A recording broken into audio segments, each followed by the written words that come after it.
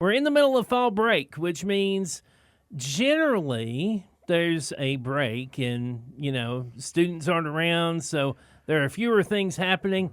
But as Andy will tell you, there are still things happening at East High School this week. Fall break just means students aren't in the building. Yeah. Well, let me rephrase that. That means classes are not happening on a regular schedule. Mm-hmm. There's still plenty of things going on. And this week, it's a lot of times during these breaks, that's when we get a lot of TLC done with the school, a lot of deep cleaning or fixing something that we've been waiting on to fix because you can't do it while you have students in the building, those type of things. So we've got a lot of maintenance that are happening right now. But also, I love it, too. They're clearing off the bank between the main building and Votech. Those guys are working so hard. The custodians have been painting. They've been painting nonstop. They're really transforming the look of the school within. I went in there today, and I'm like, wow. I mean, it really pops what they've done. We're touching up a lot of the areas out in front of the school, the caution areas. We're increasing some handicap spots in front and adding some other parking for folks. Things that are needed. So I'm glad that's happening. So my phone's not stopped ringing. My emails hadn't stopped. Mm-hmm. And so we're getting a lot of good things done. And it allows you to, decompress a little bit and just think clearly. Yeah. And not do 7 things at once. You just do 4 things at once. Uh-huh. So that allows you to be a little more thorough with what you're doing and be a little more crisp in what you're doing. We also have other things going on. Volleyball is going on. The district volleyball tournament. Mm-hmm. That's right. Yeah, we've played great. We have played amazing. It's amazing watching what Coach James has done throughout the season. We started out really, really struggling, and that was by, I guess she knew this was coming because we have a lot of young girls, good core group of seniors, but finding our rhythm.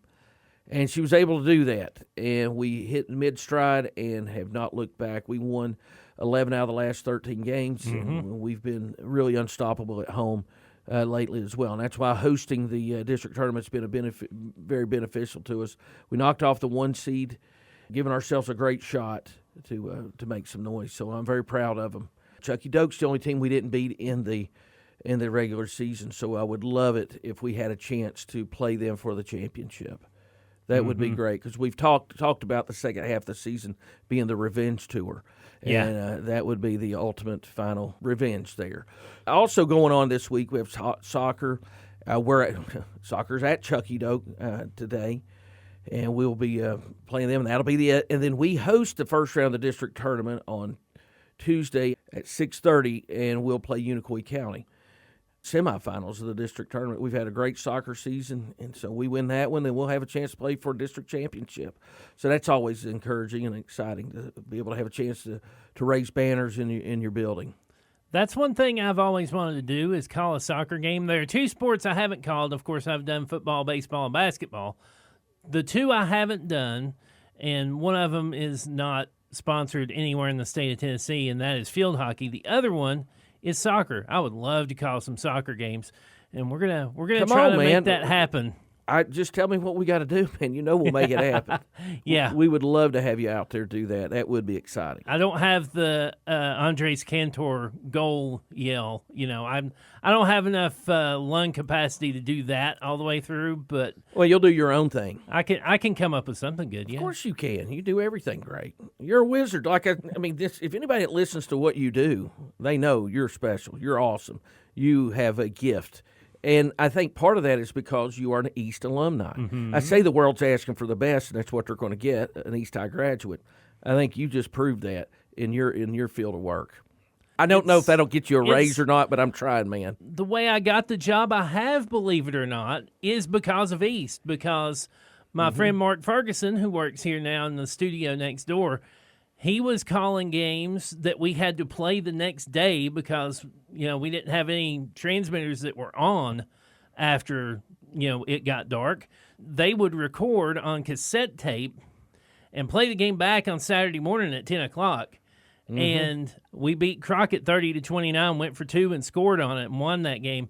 And I looked up and I saw the radio station name, and I'm like, we have a radio station? That's awesome. So I went up and talked to him. It turned out to be a friend of mine from the year I was at what's now King University. And he said, yeah, my dad owns 2 radio stations. I thought, dude, that's so cool. And I started volunteering doing that. And then led to this. The ball started rolling. So, yeah. That's awesome. Yeah, that wasn't a coincidence. Nope. That was meant to be. You know, another big thing that's happening, we have a golfer, Will Carrier, yes, who's playing in the state golf tournament. First round was today. I believe that Will has what it takes to be the medalist. I really do. He'll make some positive noise down there. Yeah, Will is very talented. We had a great golf season. We just narrowly missed his team qualifying. Very close. We improved so much throughout the years. But Will is a hard worker. We made him the grand marshal of the homecoming parade. Nice. Got to get him out there and recognized him at halftime of the football game, which was spectacular. And homecoming was just amazing. Yes, it was. We had a great time there, and we got to recognize Georgia Kate Beverly as our homecoming queen for 2025. And what was cool also was Robin Denton Sutherland. Robin Denton in class of 75. She was there, and she was homecoming queen. So I got a picture with them. You know, back then they wore the pantsuit, the homecoming. Yeah. They looked beautiful. I went back and looked at the yearbook. I wanted to see what they look, you know, their attire. But they had the pantsuit on. But Bobby Shelley was her escort. And that's the father-in-law of Will Grubb, who does the PA announcing at our football games. It's pretty cool. Yeah, pretty that's good cool stuff. Now, coming up on the show, we have several things going on. We have actually the Sullivan County quota of hares is in this room right now. That must mean Coach James is in a secured location somewhere where nobody can find him, or he's watching volleyball, one or the other. No, he's somewhere coastal. Ah, okay. So he's way away. If something happens to this building, Eastern Sullivan County is going to be just fine. We're good. So we'll talk to them in a little while. Miss Parker's here. We're going to talk to her. Andy's going to talk to her in our next segment coming up in a bit. So we have a lot of Patriot Focus coming up all hour long. Just stay tuned. You're listening to 790 The Fan. Back here on Patriot Focus on 790 The Fan, we thought that since it is fall break, the end of the first 9 weeks and all of that, that we would do a little bit of a history of Sullivan East High School. And Andy Hare has a special guest and lots of information to come about how East got started and all of the things that have gone on since. So, Andy, go ahead. All right, Mike, thank you so much. Yeah, I'm honored to get to have Miss Parker with us, Judy Parker, who was my teacher when I was a student there. As so many people that have been at East, you were their teacher as well. So, Miss Parker, you retired, but not for 2 weeks. Now, tell us a little bit about what you're doing now. All right, I taught for 51 years, loved almost every minute of it. Almost, yeah. Almost. Had 4 children come through and grandchildren come through and taught some of them, and then retired for about 2 weeks and realized how much I missed and how much I still had to give back. I felt like there's too much. I had too many years in 51 years to just stop and do nothing. So now I work with a program called EDOT, East Diploma on Time, which helps failing juniors and seniors work hard and achieve the honor of earning a state diploma in the state of Tennessee. They graduate from East High School, walk across the stage with proud parents and family in the audience. That's right. Yeah, and that diploma will get them into school and open up doors for them. Otherwise, they wouldn't have had. But you are perfect for that role, having been the person that's got to oversee that program that you're running. You do a great job with that. So you mentioned that you retired after 51 years. So your first year was when? My first year was 1968 when East High opened its doors. And that means you've been there since it started. I was. The first day, I don't think there were any signs on the restroom doors. A little confusing. I still remember that. I think there may still been a few, cows out and around the building. You know how it is when a new project is done, things not quite ready. But it was a wonderful experience to walk into a brand new school as a brand new college graduate. So it was all fresh and new. And So you graduated from Dobbins Bennett, correct? yes. And so when you graduated from DB and then go to college and then come start teach at Sullivan East, what stood out to you that first year? What was different about that building, that campus, than what you were used to? Well, the children that I taught, kids, I guess I hate to call them children at that age, but the kids I taught were they were more farm oriented. They were county oriented. Parents did not have the big jobs at Tennessee Eastman or Kingsport Press or the places around town, and they were a much more down to earth group of kids. Yeah. Yeah, more ready, Yes. more ready and willing, and people always said the best kept secret around was Sullivan East because of its people, and I said, well, I'm tired of that. I don't want to be a secret anymore. I want the world to know it. We do have some of the most amazing people on earth. We're doing the I Love SE campaign right now, and they asked me what it was I love about SE, and that's it. The people. We're unique. We're different. And we're going to make the world a better place. I truly believe We that. truly have made the world a better Yeah. place already. So talk to us about that. Through your journey, you have a lot of experience in there and having that opportunity to make the world a better place. Talk to us a little bit about some of the students you've impacted and how they've impacted you. Well, everywhere I go, it doesn't matter if it's Walmart, it doesn't matter if it's a restaurant, doesn't matter if I have an accident and a police officer walks up, it's always, hello, Mrs. Parker. Yeah. And I'm always so pleased to see them. They're pleased to see me. We stand and talk. I look at their children. I see how far they've come from being I taught sophomores a long time. So maybe from sitting in sophomore English class, I can see that they've grown up, they've accepted responsibility, they're more sure of themselves. Mm-hmm. They've grown up, they've faced the world. A 15-year-old like the 15-year-old version of me, in which you had in class, I feel like I'm a little better person than I was when I was 15. And we grow up, and that's a good thing. But I tell you what, I still remember being that 15-year-old version of myself in your class, and I can stand up right now and recite Mark Antony's speech. Friends, Romans, countrymen, lend me your ears. I come not to judge Caesar, but to bury him. I'm going to stop right there, but I can remember that so well. But you made a huge impact on so many people and taught us a lot. So through your career, through your journey in education, what's changed? It doesn't mean that change doesn't mean bad. Some things may be better. So I just want to get your opinion about that. Socialization has changed because of cell phones and internet. Mm-hmm. Kids don't want to talk to each other. They prefer to sit on their phones, and they lack the ability to look you in the eye, shake your hand, talk to you. But we're working on that. Yeah. So this year we're not doing that. No. Not allowed in the building. Have you seen an impact? I've seen a wonderful change. Yeah. I see kids coming down the hall talking to each other, Yeah. laughing. I don't see that stressed look on their faces where they're trying to see what they've missed. I see the kids in class more involved in what they're doing. Yeah. I see happier people. That's great. Yeah, that is wonderful. Very happy. Yeah. So back in the late 60s, early 70s when you were starting there, was it easy for the students to mesh together, coming from three really proud communities into one? Did you see that being a huge obstacle? I think there were a few fights. Mm-hmm. And I think Over that? Yeah, over, Territorial things? because there were more students who came from one school than the other two, and they Right. felt like the other kids felt left out. They felt like the one school had more people representing here, more people Sure. playing in the sports, but they were outnumbered. Mm-hmm. Yeah, when I used to be principal of another school, and I would hear stories about that when it consolidated.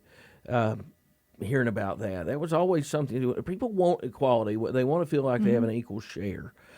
So, what were some of the things that you saw that overcame that where it did blend everybody together? Well, were there any events or traditions that started that you saw that helped unify the community? I feel like the extracurricular things pull them together. Football teams, basketball teams, choir. We've always had an amazing choral program, band program, theater arts programs. It's incredible. There's It enough really for is. every single person to be involved.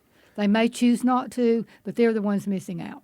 No, that's true, and everybody needs to be part of something. So, one of the things that's uniquely East High School is class night.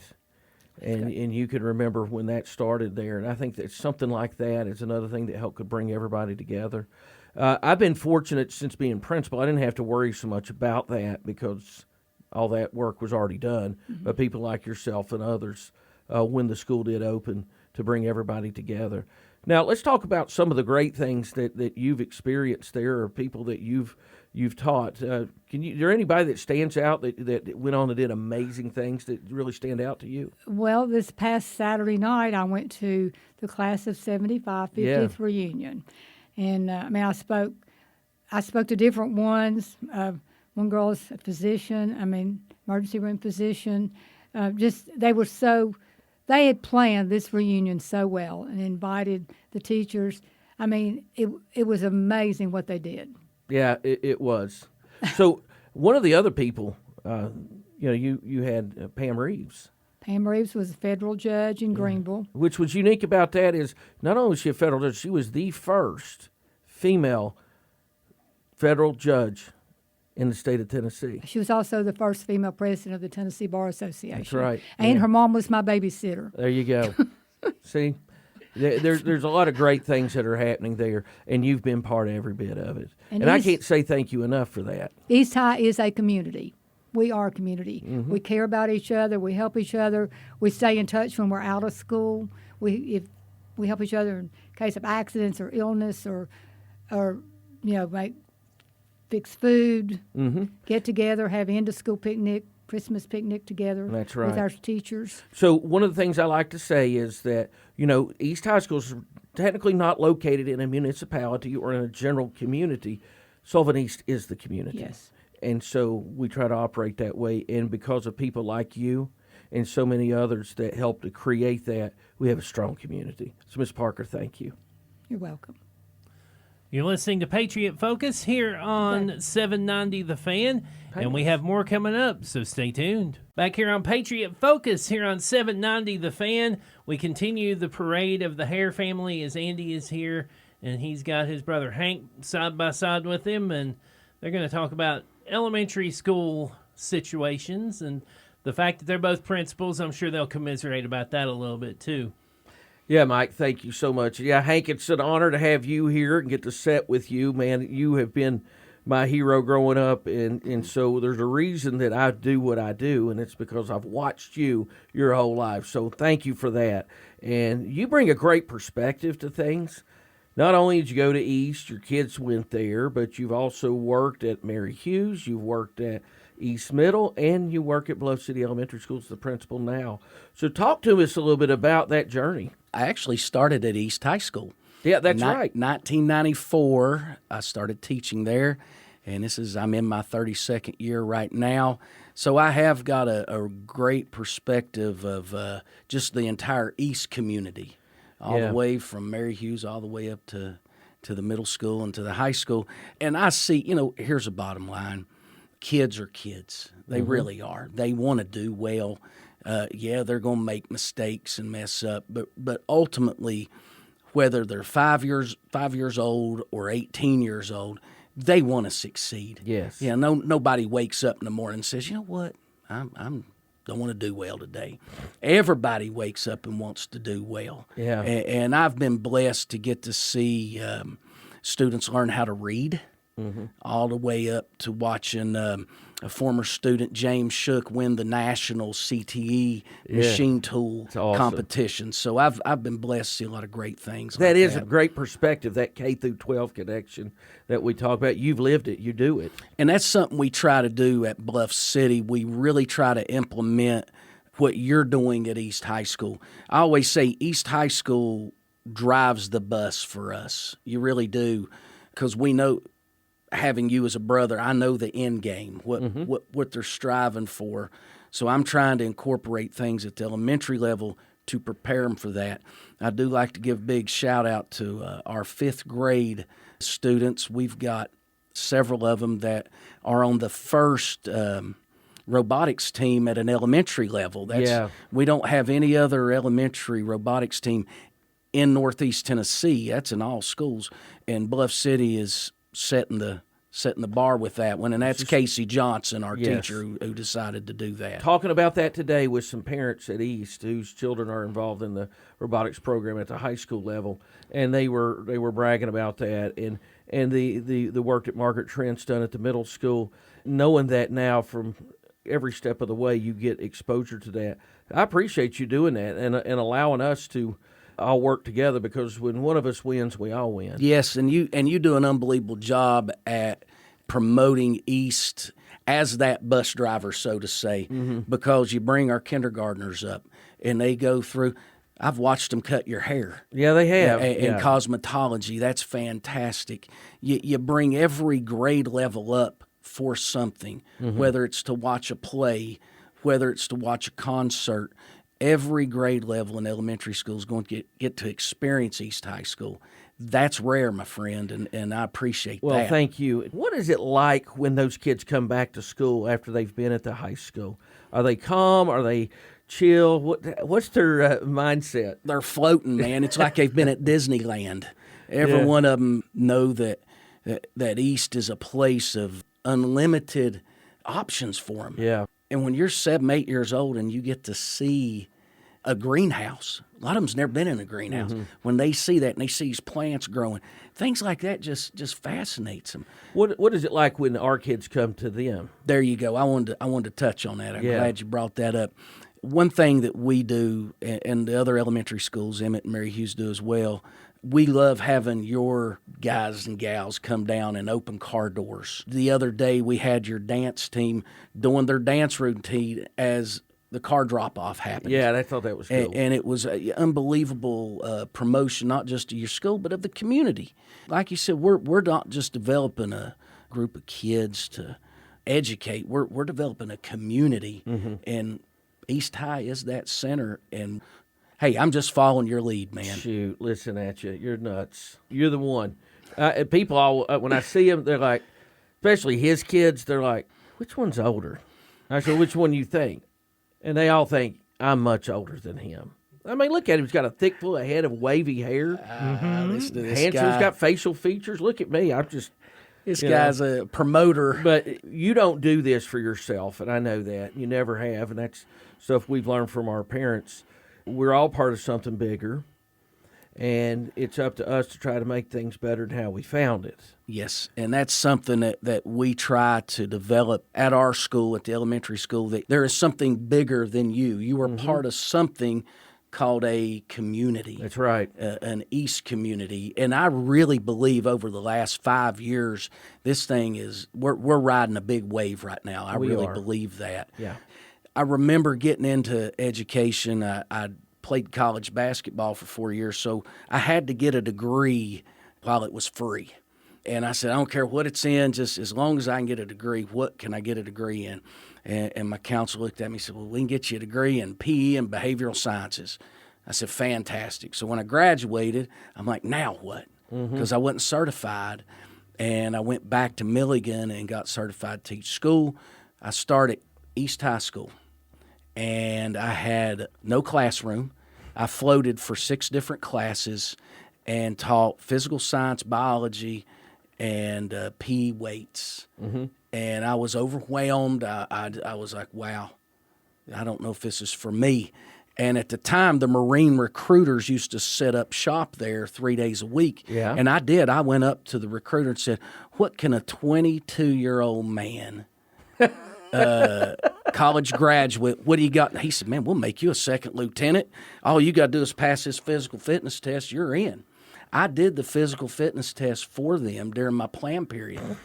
And I was thinking, I can't do this. I was walking by the office, and a parent was in there. And I'm like, oh, no. They wanted to see me. And I'm thinking, oh, this is it. Because I'd been teaching for about 4 weeks, and I thought I've messed up. And the parent said, I want to thank you. I wanted to meet this Mr. Hare that my son keeps talking about. She said, you have changed my son's trajectory in life. just because the interest you've taken in him during physical science class. And that was it, man. I was sold. I told the recruiter, hey, thanks, but no thanks, I'm going to be a teacher. 32 years later, here you are. Yes, sir. Still getting to do that on a much grander scale. Yes, sir. You know, when we're interviewing people for jobs, I tell them, I don't want somebody that wants a job. I'm looking for somebody answering a call. Wow. And you know what? You set the bar high by having Miss Parker and our dad before me, because those two, I had both. I had our dad in class for 3 classes. I had him for economics, I had him for geography and American history. Highest grade I ever made was a C. Yeah. And was happy about those C's because those were hard classes. But I had Miss Parker for sophomore English as well. And to this day, I have a love and a joy of reading because of her class. And I've never got to tell you that, so I wanted to say thank you. That is spectacular. And that's why we do what we do. That's why you choose this profession. So the people listening out there, if you truly want to make an impact, a positive impact on this world, choose education. You can't go wrong. Yes, sir. But it has to be your call. It's got to be a call. You just don't. Just because you've been to the dentist doesn't mean you can be a good dentist. Yeah, just because you've been in a classroom doesn't mean you can be. You got to follow that calling. Yeah. Well, we're fortunate to live where we do and have grown up where we have because of people like the teachers you and I have had, and because of people like you. Well, because thank you. Just like them, everywhere I go, people want to know how you're doing. Yeah, well, I appreciate so they're very that. thankful for you, and I appreciate you, buddy. I appreciate what you've done and continue to do. Thank you very much. Thanks to Andy and Hank. Stay tuned. You're listening to Patriot Focus on 790 The Fan. Back here on Patriot Focus on this October the 9th. Great to have you with us. And if you're wondering about football, the Patriots will play next against Elizabeth, and that will be on the 17th. We'll have coverage of that on our sister station. We're going to have a Patriot Focus before then, so I'll give you all the details about that next week during Patriot Focus here on 790 The Fan. Meanwhile, here in our studio, as I alluded to at the beginning, most of the Hare family is here, and we're going to have Andy talk to his dad, Frank. All right, Pop, thanks for joining us. I think I'm glad to be here. You should be. It's going to be painless. Trust me. Go easy now. I promise you, I will not use this time to get back at it. No. If anything, I want to say thank you. You were an amazing father, an incredible teacher, coach. You've been a great example for me to follow my whole life. And that is evident by the number of people that see me all the time and say, how's your dad? I had your dad for economics. I had your dad for history. I had your dad for geography. They all want to know how you're doing. It's like Miss Parker was talking about, where no matter where she's at, somebody she sees that she knows. Yeah. And I know you feel that too. Talk to me what that feels like, having a 32-year career in education where you know you've made such an impact on people. I've been out now for 25 years. I've been retired. But some of the best memories of my life have come from education, coaching. It's so much easier to be a good father if you've got good kids. And keep talking, keep going. I'm lucky, very lucky, to have 3 wonderful kids. And who was your favorite? No, don't answer that. It's probably not best to say that over the air. Well, I did talk to her yesterday. Oh, wow. That's for you, Krista. You asked for that, Andy. I did. I deserve that one. I guess what makes me happier at this stage of my life is the memories of the kids. Yeah, Friday night there was the 50th reunion. Yeah, class of 75. Some of those kids were 68 years old, and I thought, I can't be that old. And do you remember what they did when they saw you? You know, they gathered around you like you were. Who was popular in 1975? Rick James, or was that after? No, he wasn't there yet. Glenn Campbell. Like you were Glenn Campbell. Well, that had to make you feel good. Good students will make good teachers. Uh-huh. I believe that. I really do. But at East High School, since what I can remember, yes, there's a different type of kid that goes to East. Exactly. They're down to earth. It's kind of what Miss Parker was talking about. They have just seems like a better grasp on certain things. Yeah. And I taught in a day and age that was so much different than today. I would come to school and go through the lower parking lot, and every pickup truck had at least 3 rifles hanging in the back of the truck. Yeah. Times have changed. I remember we could paddle kids in front of the class. We didn't have to have a witness or anything else. If we thought they needed it, they got it in front of the class. And don't think that doesn't make a difference. So there was a gentleman that came to see me at Heritage Days from your Bluntville days, Oh, my. and he talked about that. He said, let your dad know that I'm Who was 70, and I still remember that, and I never did it again. And he saved my life probably. And I remember one of the students there was Ron Ramsey. Yeah, yeah. But Ron was always, he was even then a good politician.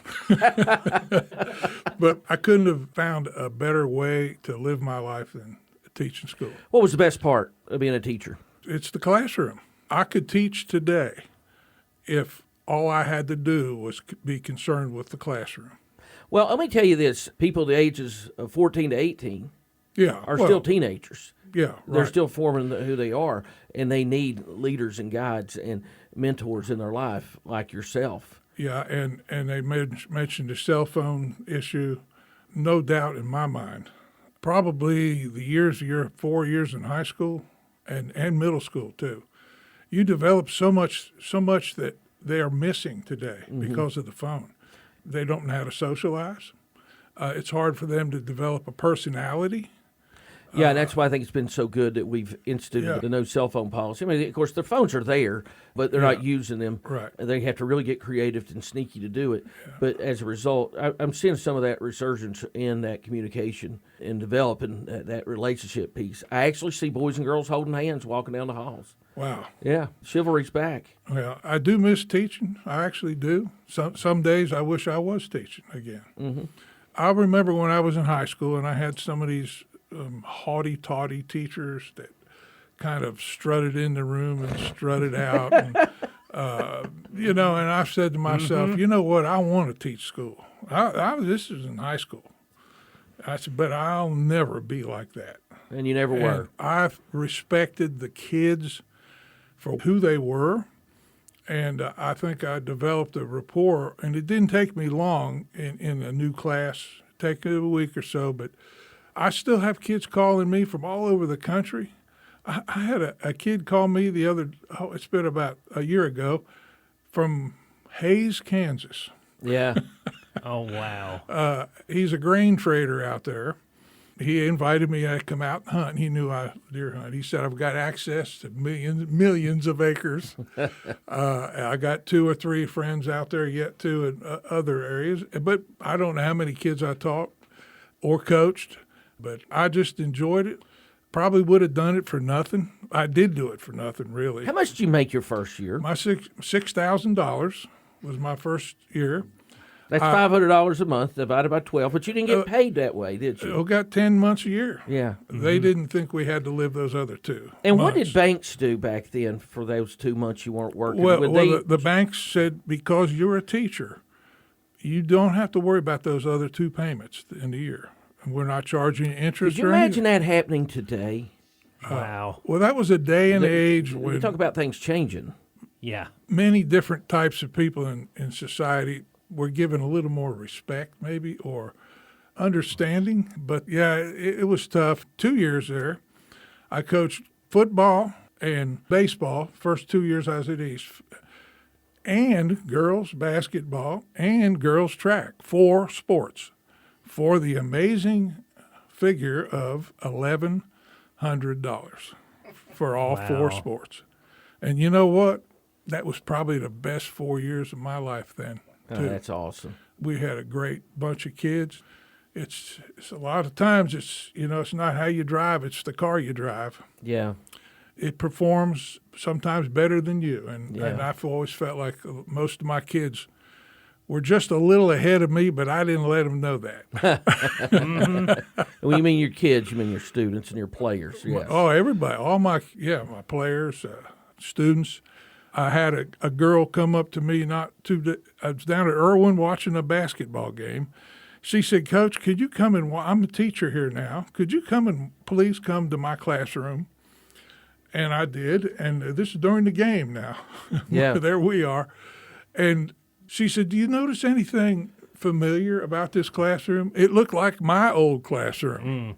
And I had a saying that I had up against, and she had the very same thing. It just makes you feel so good that you did make a difference. Well, and Dad, you certainly did. And not just with us, but with thousands upon thousands of others. So on behalf of all of them and your 3 children, thank you. I appreciate you choosing education. Let me tell you, having good kids is the best blessing you got in life. And I got 3 of the best ones. Well, thank you. And, of course, I have to give all the credit to my wife, Kathy. She's a special lady. They know her as Mama Hare at East. She's there in the swag shop. That's her life right now. Right. And, yeah. Yep. They're the reason, it's people like you, Miss Parker, and others.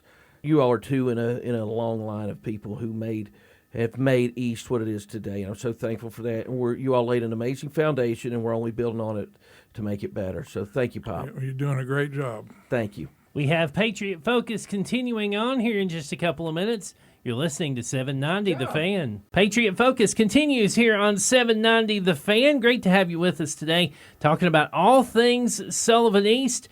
And we're going to delve into a little bit of coaching here. We're going to have all 3 of the Hares that are with us. Andy, Hank, and Frank are all here. They've all been, to some degree, coaches in various aspects. We heard Frank talking about that a little while earlier. Having been involved with the athletic teams for the past 4 years, this will be the 5th football season, it's interesting to have contact with all of the coaches, or, well, most of them, and just be able to see what they're thinking about stuff. But at the end of the day, that's just a short conversation. You all have lived it. So I guess we'll start with Andy on this one. Tell us what you've learned throughout the coaching, the day-to-day of coaching. I was fortunate to get 10 years under my belt as a coach. It's a football, baseball, and basketball coach. I was a head girls coach at David Crockett. Yeah.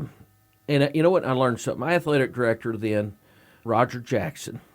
And Coach Jackson was a very wise man. Coached in high school, coached in college, made a name for himself at the collegiate level as a coach. End of his career, he got into administration at the high school level. I was fortunate for him to be my athletic director. He told me one thing I'll never forget, and I use it often. You don't coach a sport, you coach a kid. And it's the same way with teaching. It's the same way with everything. We're talking about individuals here. We're not just talking about the sport. The sport's important. The work goes into that is important. But at the end of the day, you're coaching a human being. And you need to learn what makes that kid tick, what motivates them. Then once you get that, you develop that trust, you develop that relationship. Then we can start worrying about strategy, and we can start worrying about that sport. But I always took that to heart, and I try to utilize that in everything that I did as a coach. That is reading out of just right out of the playbook of somebody I watched coach and admired her for years and years and years, Pat Summit. That is out of her book almost completely perfectly. 100%. And I know these 2 fellas here can chime in on this one as well. There's some people you can chew out. There's some people you can't do that with. You've got to learn what motivates. And everybody is not motivated the same way. And that's why with coaches, it's a difficult job, especially if you're in football. And y'all have coached football before. Maybe talk to Hank about this for a little bit, is there are so many people on a football team, and thankfully you've got different positions that you have, different position coaches and all of that. But at the end of the day, if you're the head coach, you've got to be able to communicate with everybody. And that can be an interesting task as a coach. Oh, it's unbelievable. A head coach of any sport at the high school level has the weight of the world on them. They feel that way all the time. You have to trust your assistant coaches. You really do. You have to trust them to be the ones to make that contact, to be that guy. Sometimes the head coach has to be rough or say some things that might not be what the kid needs to hear, but that assistant can be there to say, hey, he's right. You need to just follow along, and they connect with you. And when I was at East, my first 5 years there, I was Coach Dyer's assistant in basketball, And John White was the head coach in football, and I got to work with him for 4 years. And I can't thank him enough because he did exactly what Andy just said. I did not play football at East High School, but he hired me to be one of his assistants. And I said, Coach, I can't bring much to the table. He said, oh, Hank, you're going to bring a ton to the table. He said, you're a passionate guy. You're an intense guy. And he said, bottom line, kids buy into you.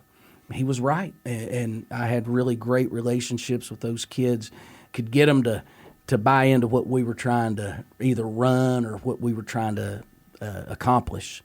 So, yeah, a head coach has to have that insight, not just to the players, but to his assistant coaches as well.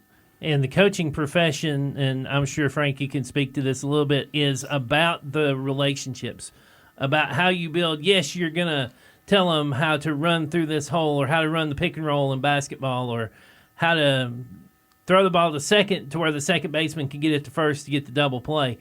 But outside of all of that, the relationships with each and every player is the most important thing. Oh, yeah. You've got to have a personal relationship with every player on your team. And then there's the team. So it's the individual and then the team. I had the opportunity, I guess you call it that, to coach girls for about 10 years, 12 years, and guys, and different sports, but they are not the same. You can get pretty rough with a guy as far as talking to him, and you can't. There's a certain point you got to stop with the girls. Yeah, they are more passionate, I think. Mm-hmm. They're more sensitive, but I really enjoyed coaching girls. I really did. Maybe because I had some pretty good talent too. And my old saying is that good talent makes good coaches. Every now and then it's the other way around, but not much.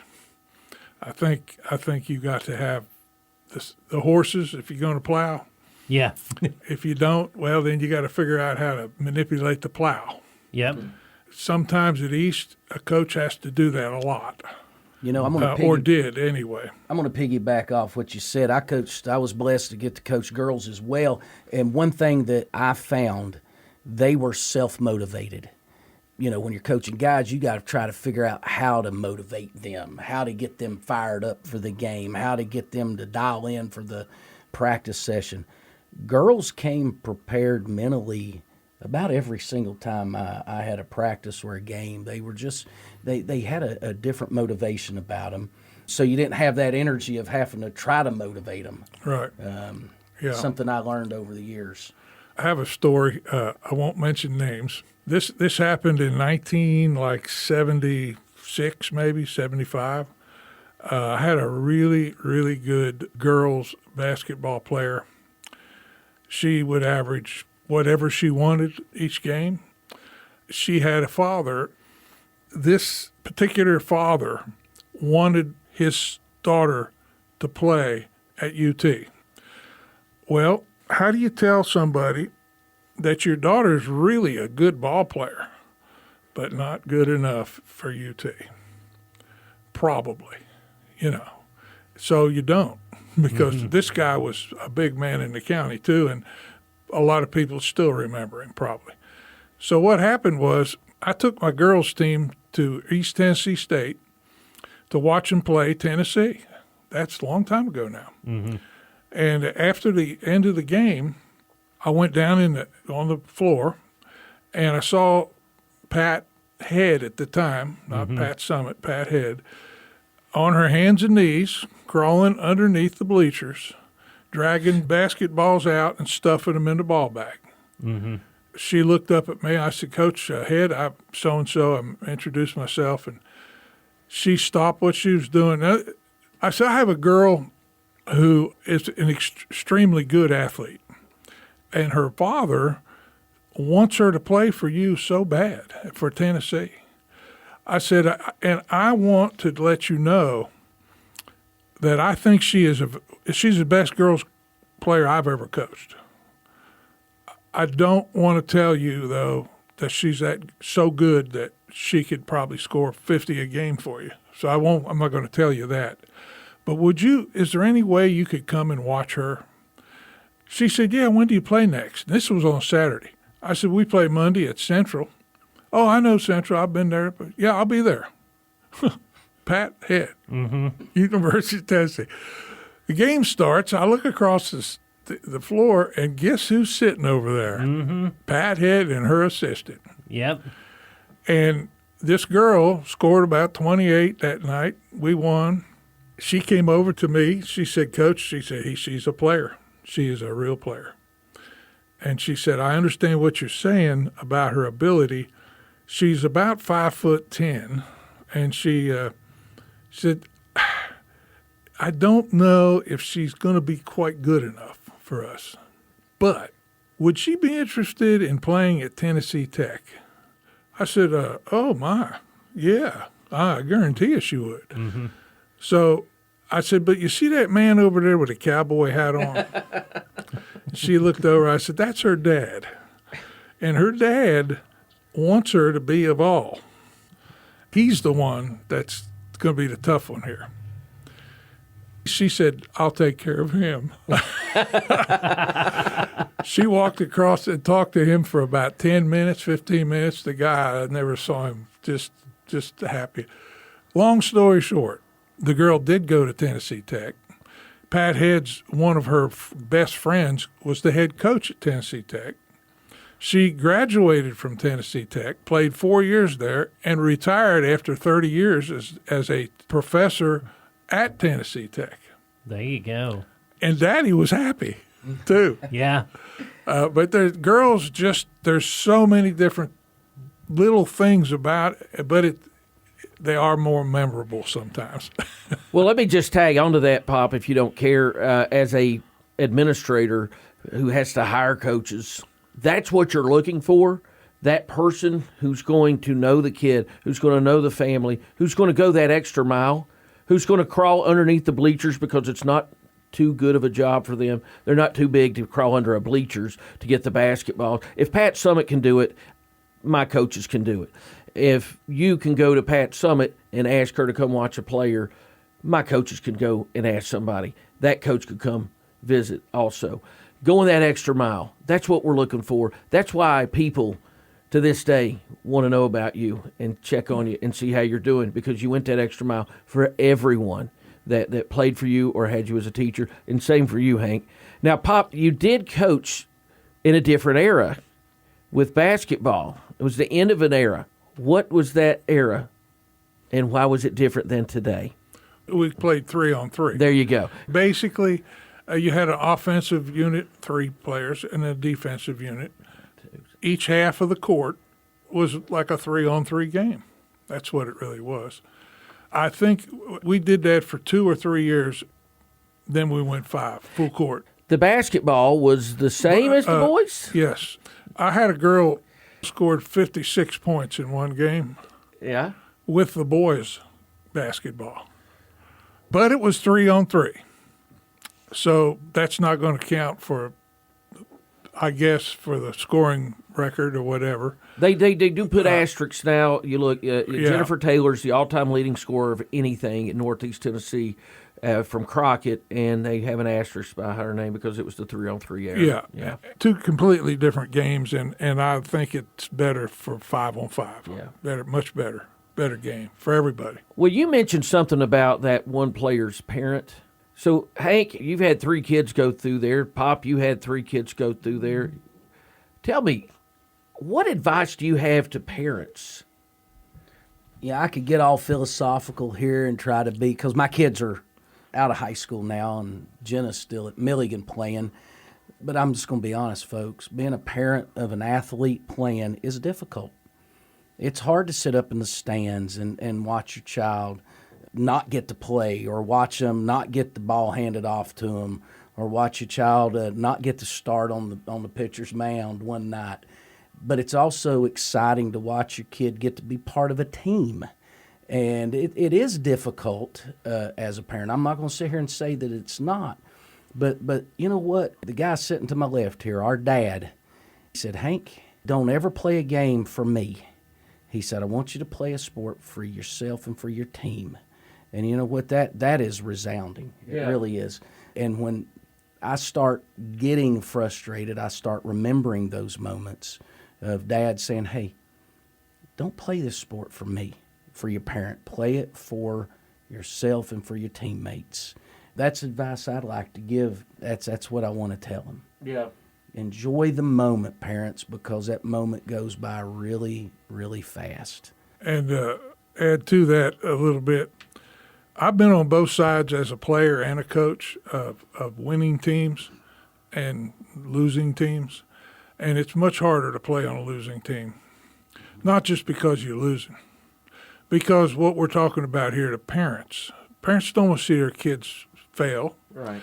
And a lot of parents Correct. never played sports, but they watch their girls or their boys play, and they want them to win.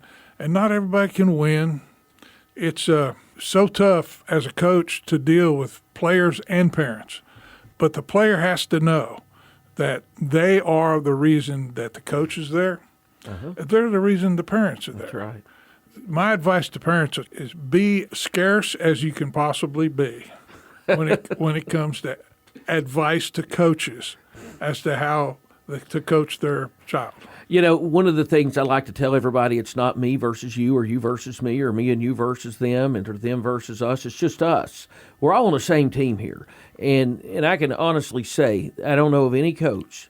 I never experienced it. No, you have it, and I have it. And that right there is about 80 years of coaching experience. Have ever personally said, I'm going to do this because I don't like that kid. Or I'm going to do this because I don't like that parent. Never has that ever entered my mind. It's all about us.